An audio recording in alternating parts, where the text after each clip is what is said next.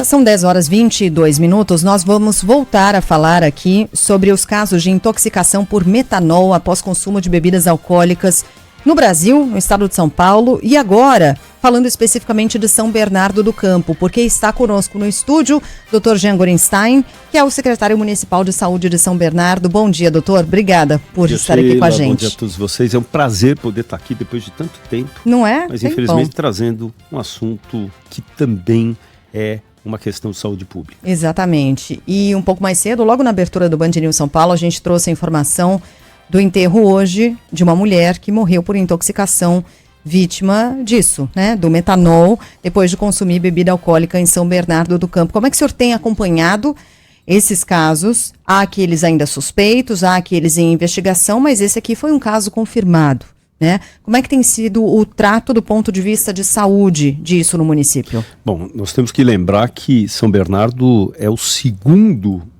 município do estado de São Paulo, para não dizer do próprio Brasil, em número de casos. Nós temos, até amanhã de hoje, 64 casos. Nós, ao longo das próximas horas, atualizaremos esse numerário de casos suspeitos, 5 mortes dessa jovem de 30 anos, que foi elencada também como a intoxicação, mas ela é a única paciente que nós temos hoje documentado, uma vez que foi feita a dosimetria do metanol no sangue. Os outros nós receberemos nos próximos dias, seguramente teremos dados a mais, fazendo que casos suspeitos tornem-se casos confirmados. Em relação a tratamento, prevenção, o que está sendo feito pela Prefeitura, em parceria, obviamente, também com o governo do Estado, doutor? A primeira questão, quando nós tivemos o primeiro caso, imediatamente nós tivemos 2 frentes de ação. A primeira frente, no sentido de promover uma conscientização de todas as nossas equipes e também treinamento para identificação e conduta nas nossas unidades de pronto atendimento e unidades de pronto-socorro. Nós temos no município de São Bernardo 11 unidades que fazem esse acolhimento emergencial e centralizamos todas as internações no Hospital de Urgência e Emergência. É um hospital bastante qualificado, não só no que tange a equipe na qual foi também treinada, mas também na retaguarda, uma vez que fundamental que nós tenhamos uma unidade de terapia intensiva. E só no Hospital de Urgência e Emergência nós temos 60 unidades. Doutor, desculpa, Carla. Eu queria saber, doutor, e é uma curiosidade com quem eu venho conversando, assim, das pessoas de modo geral, que é a concentração do metanol para levar uma pessoa a um caso como esse crítico, que pode levar à morte, que pode levar à cegueira. No caso dessa mulher, qual era a concentração de metanol no organismo dela? Ela consumiu vodka com suco. Vamos supor que ela tenha consumido 2 copos de vodka com suco. Quanto de metanol tem que ter ali para levar a pessoa para um estado crítico? Na verdade, uma das questões que a gente sempre leva em consideração é o quantitativo, inclusive, daquilo que foi ingerido por essas pessoas.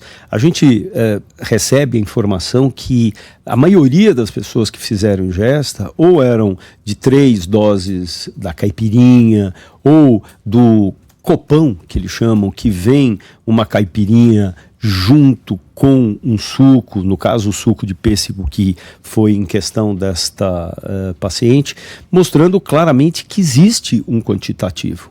A gente sabe que o metanol em si, ele não é o deletério, mas a partir do momento que ele é absorvido pelo intestino e cai no sangue, ele vai para o fígado.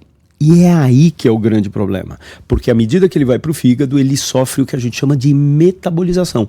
Ele é modificado para outras moléculas. Moléculas essas que são componentes bastante tóxicos. Tanto o ácido, o que nós chamamos formaldeído, como o ácido fórmico. E o nome já diz ácido. Eles alteram todo o pH, ou seja, aumentam a acidose do organismo, mudam todo o metabolismo do corpo, a funcionalidade do organismo e por isso essa toxicidade tão grave e tão rápida para esses pacientes. Então muitas vezes esse quantitativo ele faz com que para alguns possa se manifestar de uma forma muito mais antecipada do que para outros. Um bom metabolizador é aquele que vai apresentar a formação desses ácidos de uma forma muito mais precoce. Por isso que a gente sempre fala que manifestações, quando a gente diz assim, então espera ter borramento visual, ou alteração visual, ou convulsão. Não, a gente tem que começar numa fase muito mais precoce, antecipada, que são aquelas pessoas que passam a ter uma manifestação muito mais intensa do que o que aconteceria numa exposição alcoólica comum, né? Aquele pessoal fala assim, olha, eu tô diferente, essa ressaca não é igual ao que eu tinha. Primeiro que eu nunca tive ressaca com essa caipirinha, que eu sempre tomei na mesma quantidade. Eu tô me sentindo muito mais mole, muito mais fraca, muito mais nauseada, que é a vontade de vomitar, e com muito mais vômitos. Mas uma coisa chama atenção, dor na barriga, uma dor na barriga tipo cólica. A gente não ouve as pessoas... Não é um mal-estar. Não é um mal-estar que você coloca e fala, tá doendo aqui o estômago. Não, dói a barriga. E eu confesso a você aqui, como médico, eu nunca ouvi ninguém fazer referência de dor tipo cólica quando tem ressaca. Então, nesse momento, as pessoas já devem procurar as unidades de pronto atendimento, porque esse é o momento ideal. É o momento em que a gente usa os antídotos no sentido de não formar mais ácido, esses componentes ácidos, que são, sim, deletérios. Eu não sei se alguém está nos ouvindo, é porque eu digo isso porque eu tive pouquíssimas cólicas na minha vida. Se foram duas, foram muitas, mas eventualmente alguém talvez não saiba como é essa dor. É uma espécie de cãibra na barriga, né? A cólica é uma dor que ela vem devagarzinho, aumenta na barriga. Vem devagarzinho, aumenta e vai embora. E aí vem uma outra ondinha de dor que vem devagarzinho, aumenta e vai embora. Essa é a dor do tipo cólica. Cólica, principalmente, que a gente chama abdominal, por contração mais exuberante do intestino. Doutor, como é que acontece do metanol ir parar numa garrafa de bebida alcoólica? Pois é, todas essas bebidas, elas são bebidas que foram realmente adulteradas. E claramente a utilização do metanol fez parte desse contexto, principalmente nesse grande movimento que não comprometeu apenas o estado de São Paulo, mas vários estados, inclusive o próprio Distrito Federal. E o que nós precisamos saber, o porquê esse produto foi usado, qual é a dose realmente que ele foi usado? Será que ele sempre foi usado e passou despercebido? Ou alguém errou na... Até porque há surtos, né? Já ouvi na Bahia, já ouvi na Grande São Paulo. Exatamente. Nós tivemos em Diadema em 1993 com mortes. Nós tivemos também na Bahia com mortes. Então, será que as pessoas erraram nessa dose? Tudo isso nós precisamos saber. E por isso as orientações que os órgãos de saúde trazem no sentido, primeiro, toda a notificação que é feita são casos de notificação compulsória, obrigatória. Nós precisamos, qualquer caso suspeito. E quem é o caso suspeito? São pessoas que fizeram ingesta alcoólica de produtos destilados e que evoluíram com essas manifestações iniciais, que não obrigatoriamente tenham evoluído com turvação visual. Claro, a turvação visual ela enriquece e aumenta esse potencial de positividade de um caso suspeito. Assim como questões neurológicas, como convulsão e tudo mais. Mas, se eu tenho a exposição de bebida alcoólica com sintomas, eu tenho um caso suspeito e eu já abro uma ficha. É colhido exames para que sejam dosados tanto o metanol no sangue e na urina, encaminhados para os nossos laboratórios de referência, são os laboratórios que nós chamamos de apoio, estaduais, e com isso, à medida que nós temos a positividade desses materiais, eu tenho sim um caso que era suspeito, virando um caso definitivo.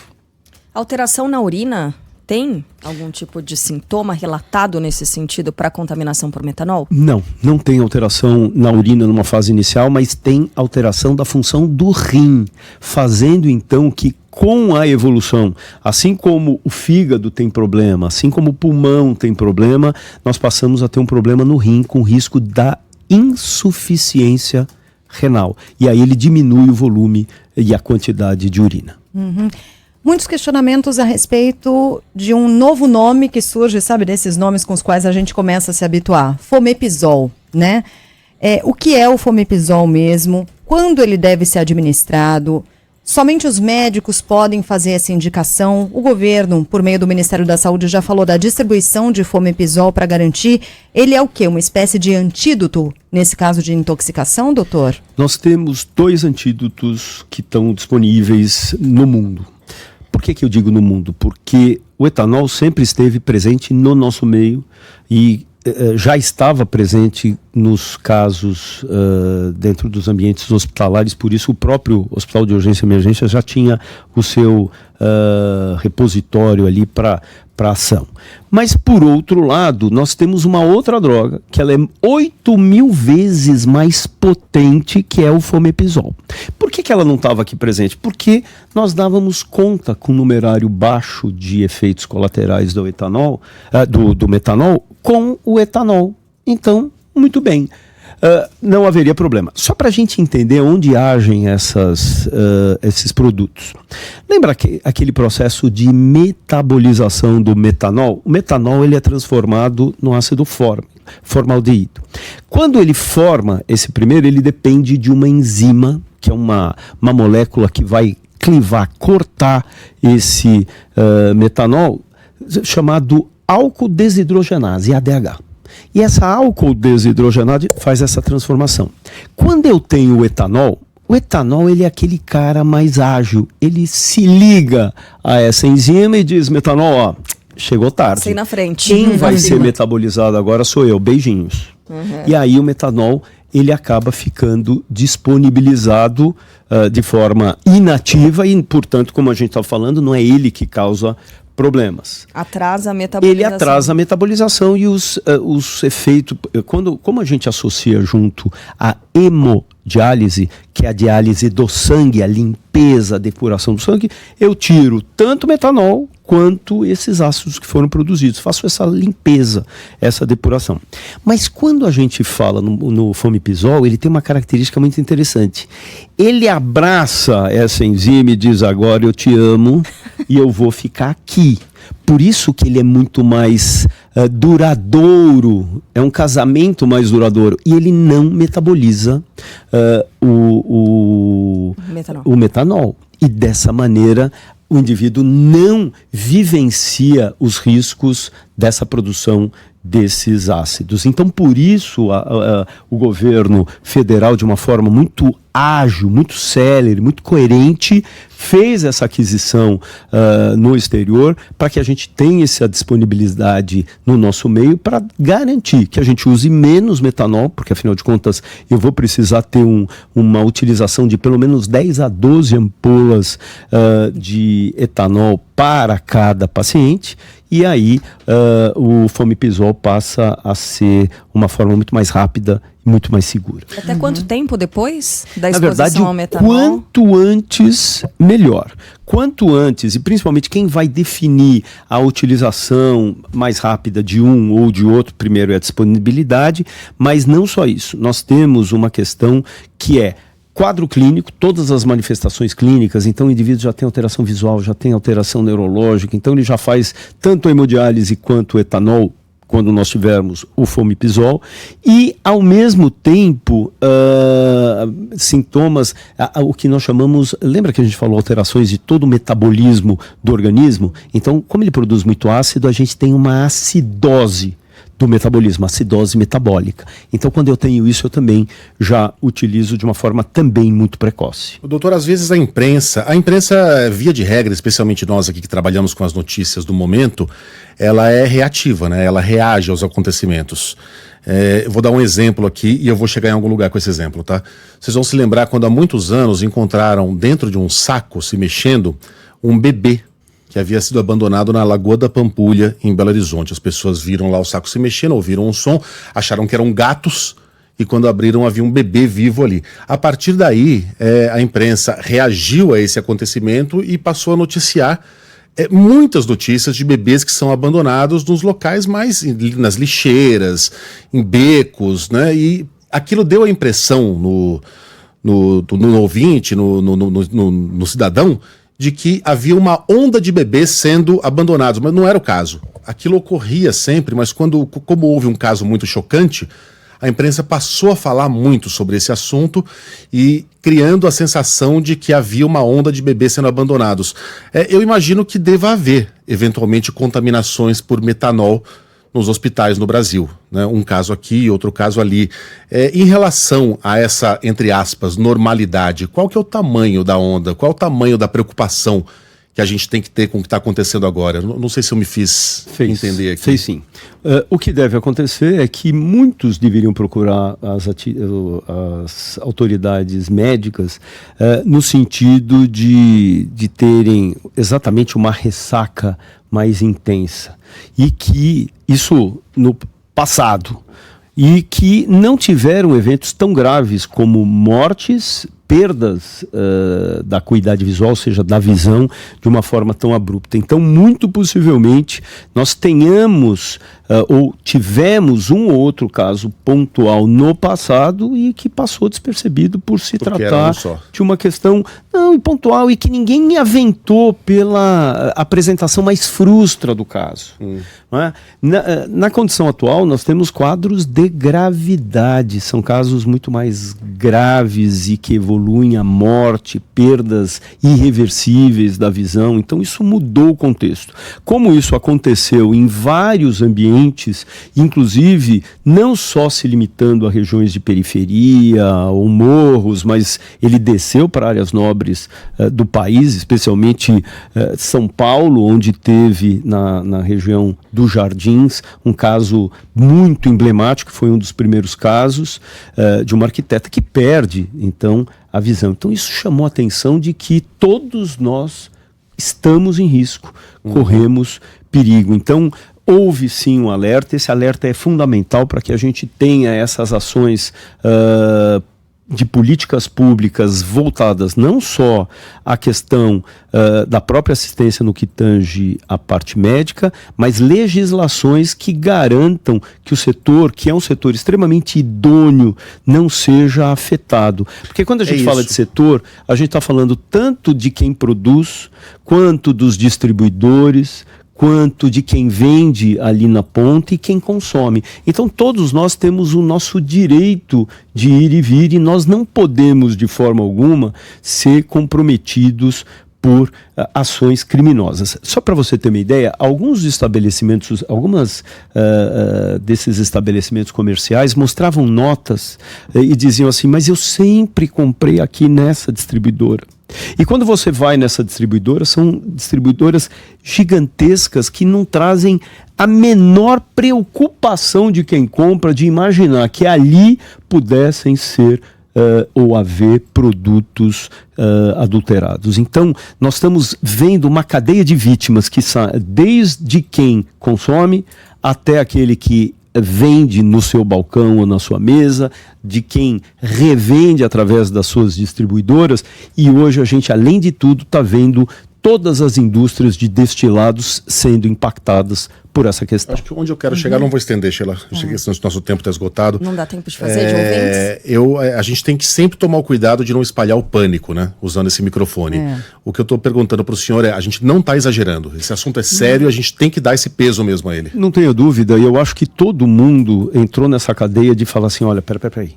Eu não quero expor ninguém a riscos, e é tão interessante que muitos bares, a gente vê, por exemplo, bares na Vila Madalena que diz, aqui eu não vendo destilado, porque eu não sei mais se eu comprei de distribuidoras que aparentemente foram idôneas ou eram idôneas e não são mais.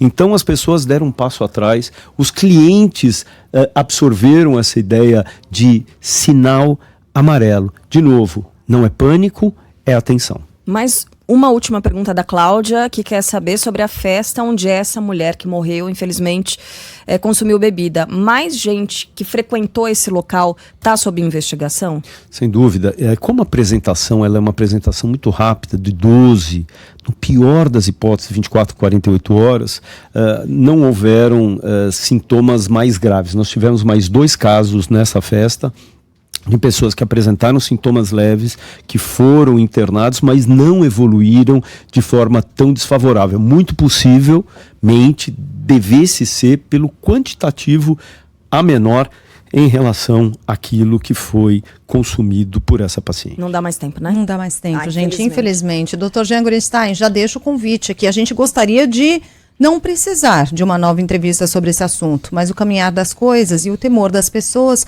tem nos levado a isso. Orientação e informação de qualidade, para isso a gente conta com o senhor outras vezes aqui conosco para responder as dúvidas, pode ser? Claro que sim, eu agradeço muito essa oportunidade, esse espaço, porque nós estamos absolutamente juntos, na mesma toada, no sentido de trazer orientação e prevenção, e esse é um trabalho muito importante de utilidade pública do Grupo Bandeirantes. É isso, Dr. Jean Gorenstein, secretário de Saúde do município de São Bernardo, médico e sempre nosso parceiro, doutor. Até uma próxima. Um abraço. Agora são 10h42.